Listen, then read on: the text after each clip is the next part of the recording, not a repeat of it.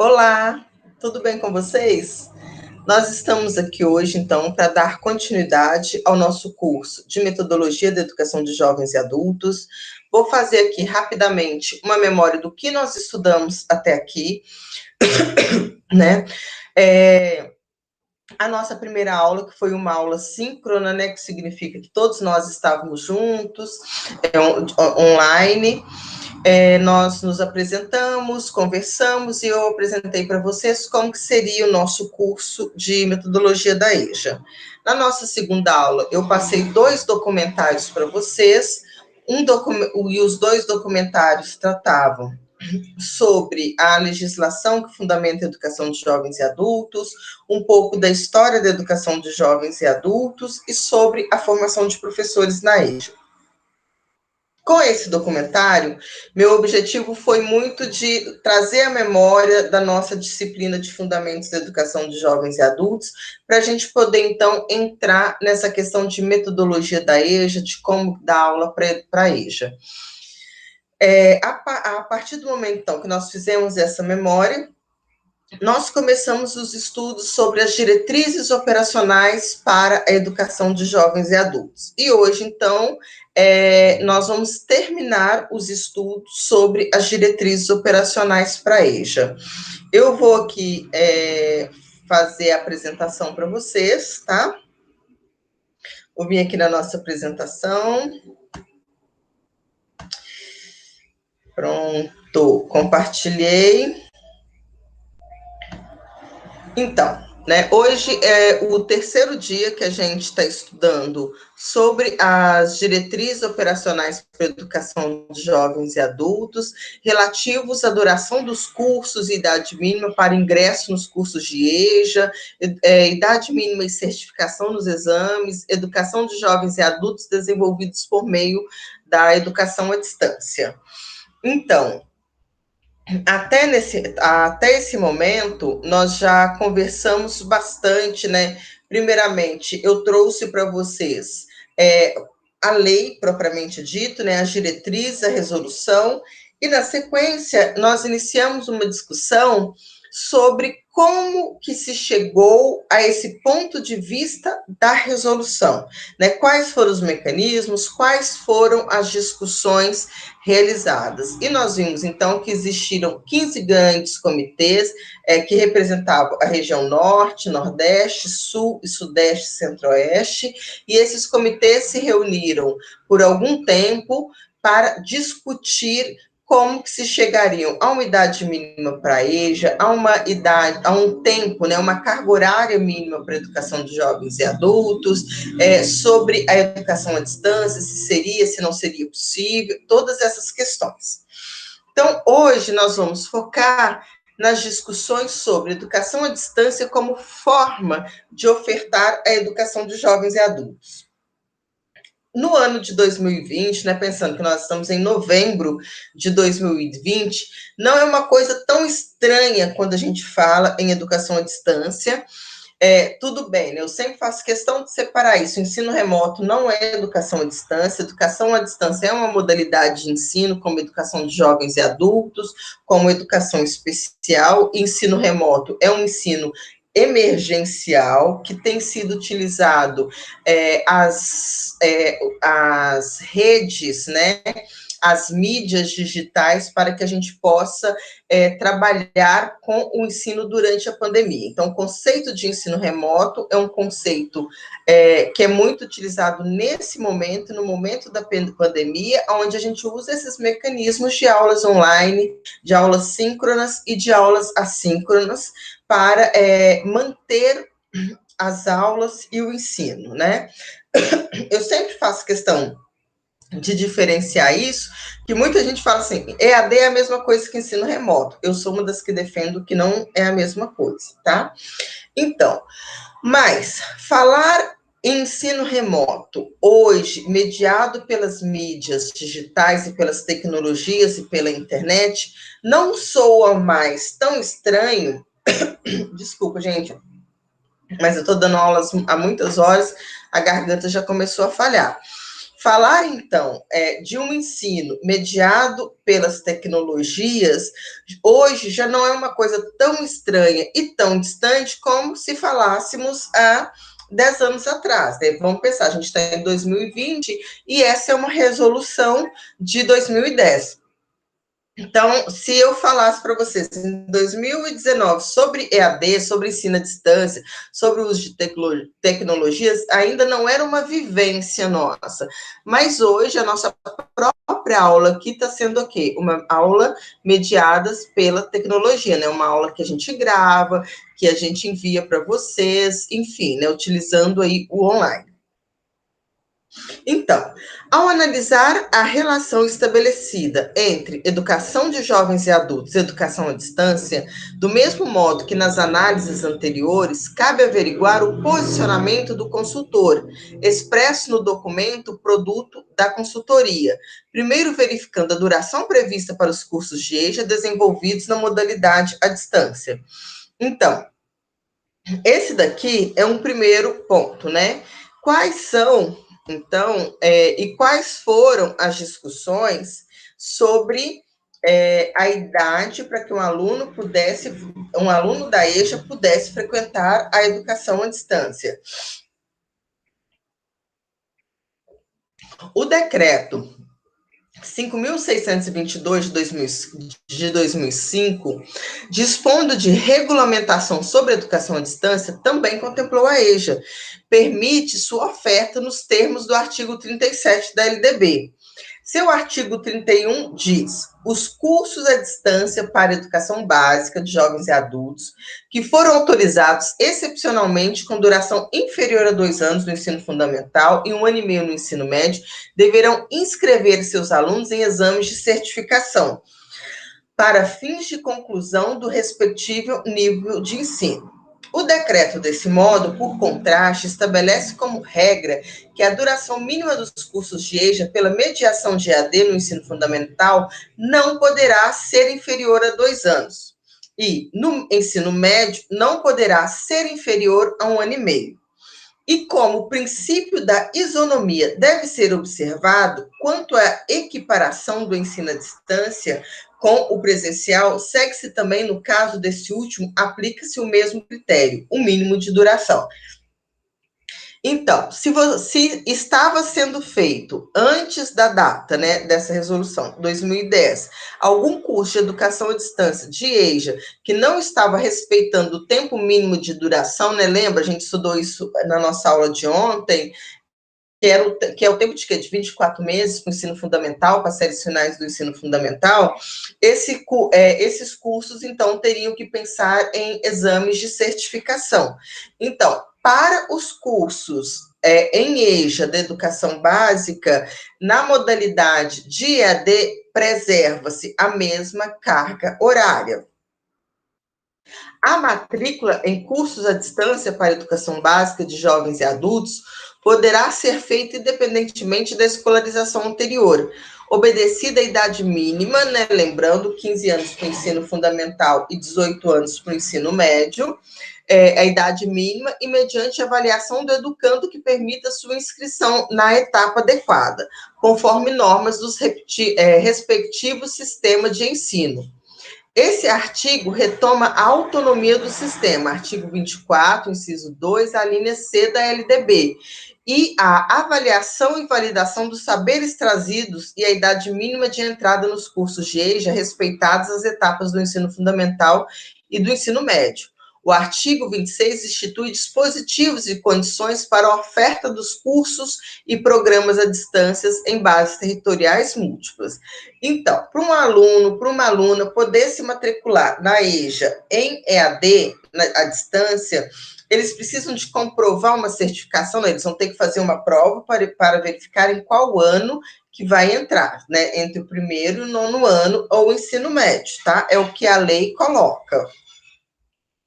seja pela funcionalidade representada como produto, seja por um domínio operacional técnico, né, um processo complexo, seja pela metodologia própria do sistema, a EGAD deve ser tratada com maior cuidado. Ela pode perder a credibilidade, seja por uma eventual mercantilização, seja por uma inépcia no âmbito processual. Nesse sentido, os docentes devem ter uma formação específica que os tornem competentes no domínio operacional das novas tecnologias, da informação e das comunicações, e compromissos com as formas novas de interatividade pedagógica que a cultura virtual exige em geral, e de modo específico com a educação de jovens e adultos.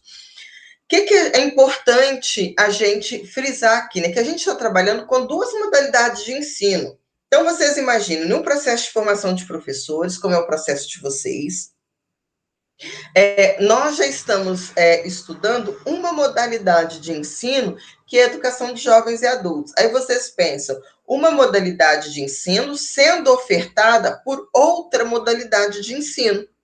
Né? Então, aqui a gente tem a EJA e a educação à distância, que são duas modalidades de ensino. Então, isso tudo, gente, requer formação específica para isso.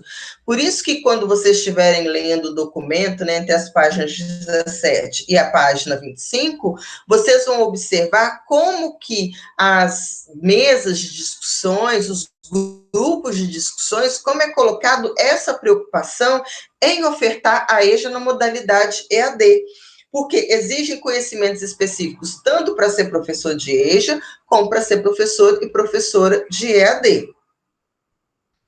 Tal como foi apresentado nos itens anteriores, deve-se ressaltar as posições advindas dos 15 grupos que estudaram a temática, relação entre EJA e EAD, nas 3 audiências públicas realizadas. Né? Então, lembrando, né, que o texto todo está trazendo as discussões desses grupos e como que se chegou ao texto final da diretriz.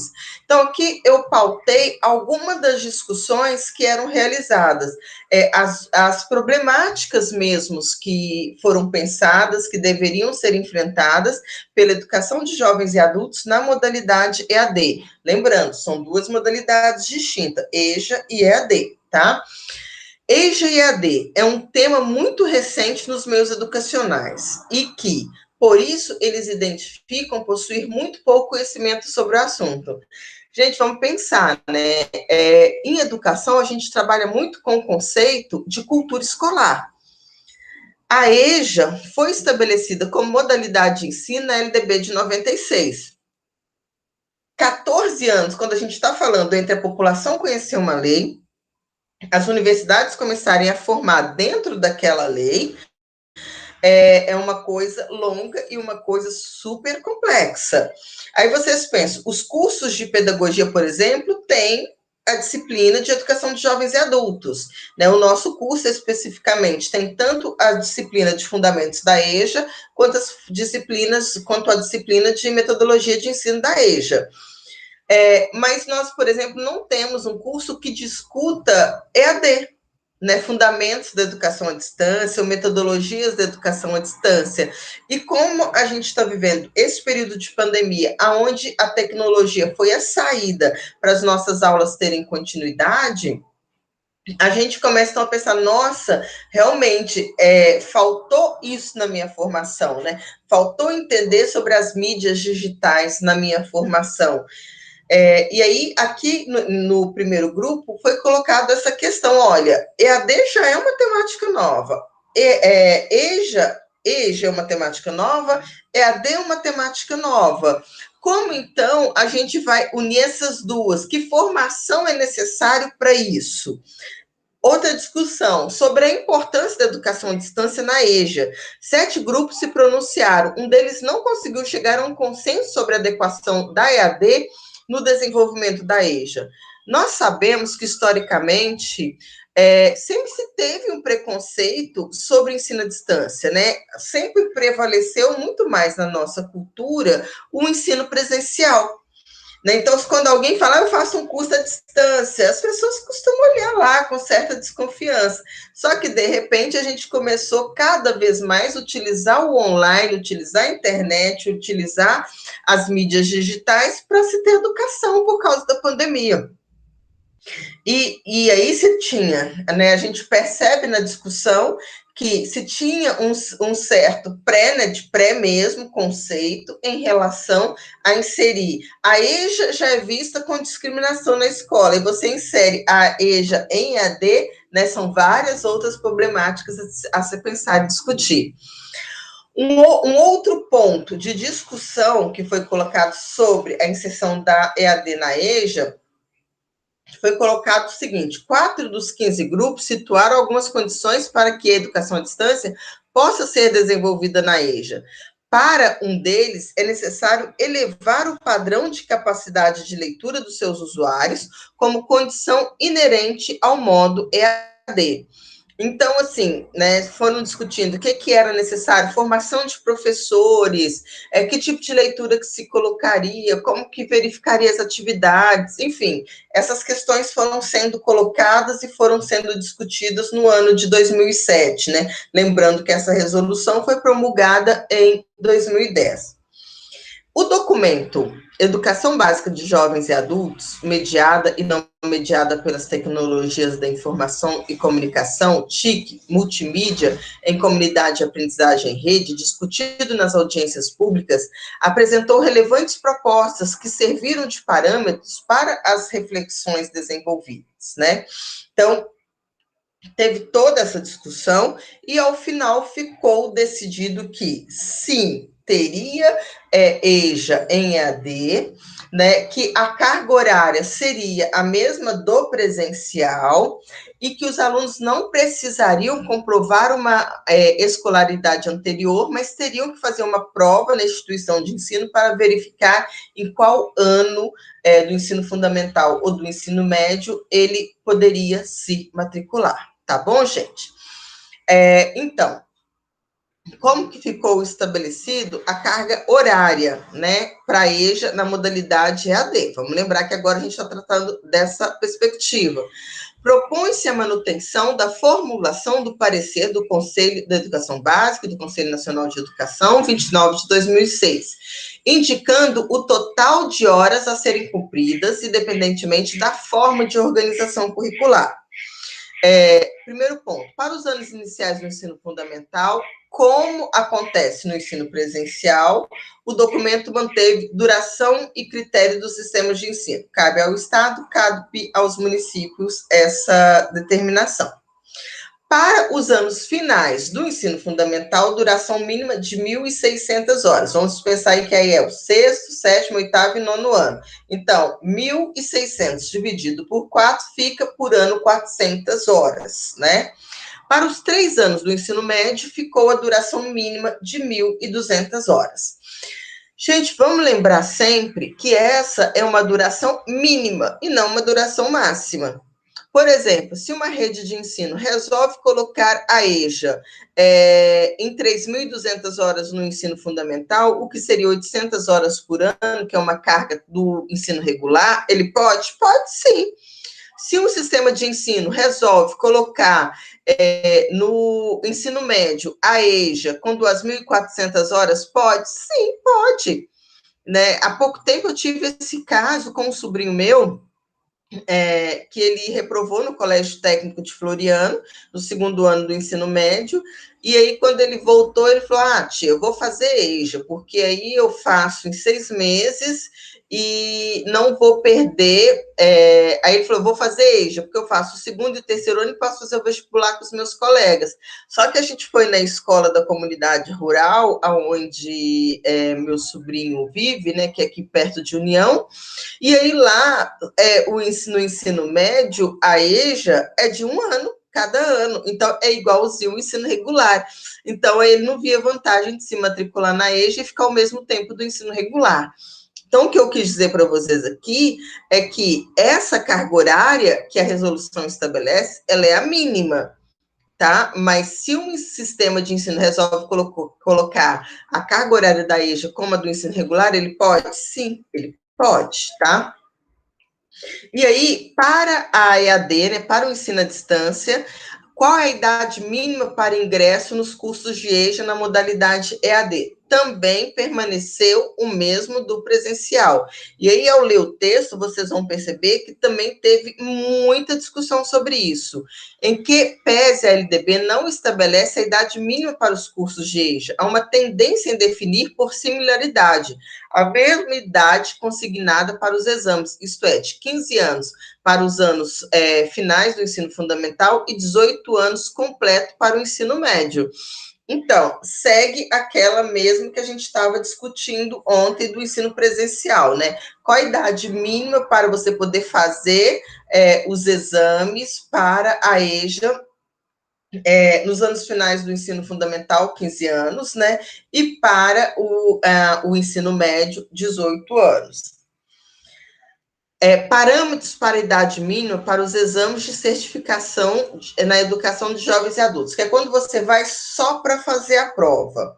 Atualmente, no artigo 32 da LDB, estabelece a idade mínima também de 15 anos no para o ensino fundamental e de 18 para o ensino médio, como a idade adequada para os exames. Vocês vão ver que, assim, às vezes, tem 15 anos para as séries finais do ensino fundamental, né, que seria a partir do 15 do quinto ano, fica sempre nessa discussão. O que eu quero que vocês entendam com essa aula? Por que eu trouxe essas discussões?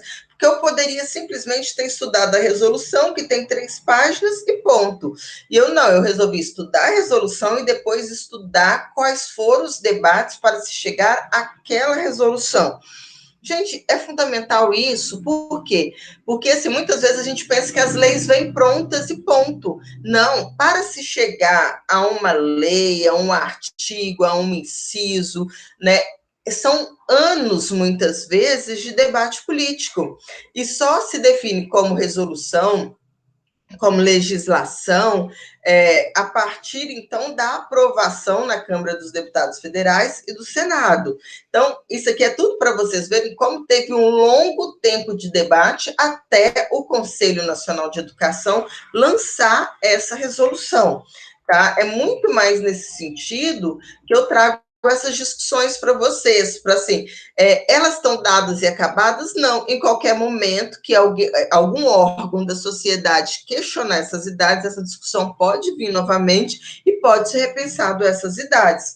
Vocês viram que quando se pensa em idade, tem a ver com a LDB, tem a ver com o tempo de escolarização obrigatório do ensino fundamental, tem a ver com o Estatuto da Criança e do Adolescente, que define o que é criança, o que é adolescente, o que é jovem, e a EJA parte do princípio de uma educação de jovens e adultos. Então, assim, eu quero que vocês vão pensando um pouco que existem várias discussões colocadas para se chegar a isso, e que isso também pode ser mudado, de repente, com as mudanças sociais.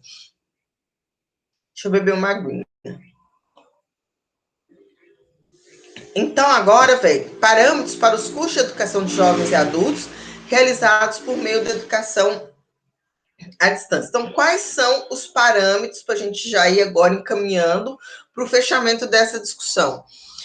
A oferta de EJA desenvolvida por meio da educação à distância não seja utilizada no primeiro segmento do ensino fundamental. Isso é fundamental. De primeiro ao quinto ano, pode ter EJA em EAD? Não. Dadas suas características próprias que demandam relação presencial, eu acho que depois da pandemia esse tópico também, né, como a gente estava conversando, né, as leis elas vêm de acordo com a necessidade da sociedade. Com a pandemia agora, nós vivenciamos muito, né, o ensino online, o ensino remoto, o ensino mediado pelas tecnologias digitais, tanto na educação infantil quanto no ensino fundamental. Eu acho que muito do que se pensava antes, hoje pode ser repensado, hoje pode ser refeito, né? Mas essa diretriz, ela determina que não pode ter EAD para as séries iniciais do ensino fundamental na modalidade de educação de jovens e adultos. A duração mínima nos cursos de EJA, pela mediação da EAD, seja, né, 1.600 horas para o segundo segmento do ensino fundamental e 1.200 horas para o ensino médio. Vamos voltar aqui, então. Por que não determinou para as séries iniciais do ensino fundamental? Porque mesmo na modalidade de educação de jovens e adultos, não pode ter EJA na modalidade EAD, só pode ter no segundo, nas séries finais do ensino fundamental e no ensino médio.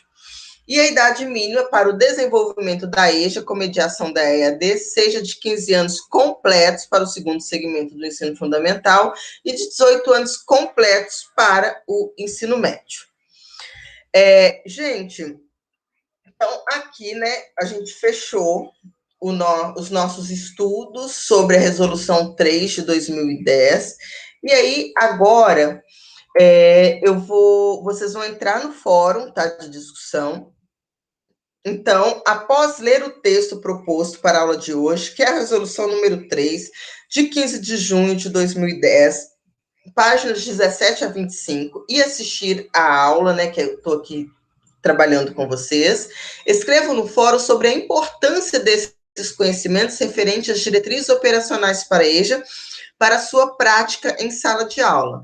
Vamos lembrar um pouco que, por que eu estou pedindo isso? Porque muitas vezes vocês podem estar pensando, nossa, para que a Dé está fazendo a gente estudar e ler isso tudo para começar a discutir a metodologia, para começar a discutir a base curricular, para começar a pensar os conteúdos propostos na base. Gente, porque para quem que vocês vão dar aula? Quais são as regras? Se vocês vão para o estado, se vocês vão para o município, e aí como que vocês vão pensar que alunos que podem, eu acho que em qualquer momento, inclusive como gestores de escola, como professor de escola, pode chegar uma pessoa e falar assim, eu quero me matricular, um adolescente de 12 anos, e falar, eu reprovei no primeiro ano um tanto de vezes, e eu estou vindo aqui para me matricular no ensino fundamental, e vocês vão dizer, não, não pode, por isso, por isso, por isso, entendeu? E assim, entender muito quem é o público de vocês, e entender quais são as normas do segmento da educação para esse público. Então, assim, não dá para vocês começarem a preparar a aula sem pensar na legislação que normatiza a educação de jovens e adultos. Então, é muito importante entender as diretrizes operacionais para a EJA, para a gente poder pensar nossa vivência e nossa prática em sala de aula, pensando que a gente trabalha aí com esse público a partir dos 15 anos de idade e até, né, os 100, 120, 130, enquanto tiver vida. Gente, vou parar aqui, então, a nossa apresentação, tá bom? Finalizei. Agora eu volto, então, aqui para a nossa aula, para dizer a vocês, hoje, então, a gente termina esse estudo sobre as diretrizes operacionais, tá? Entrem no fórum, discutem, participem, comentem as falas dos colegas, se caso tiverem dúvida, coloquem suas dúvidas, que eu vou entrar e a gente vai conversando também via fórum, tá bom? Ó, um grande beijo e até a próxima.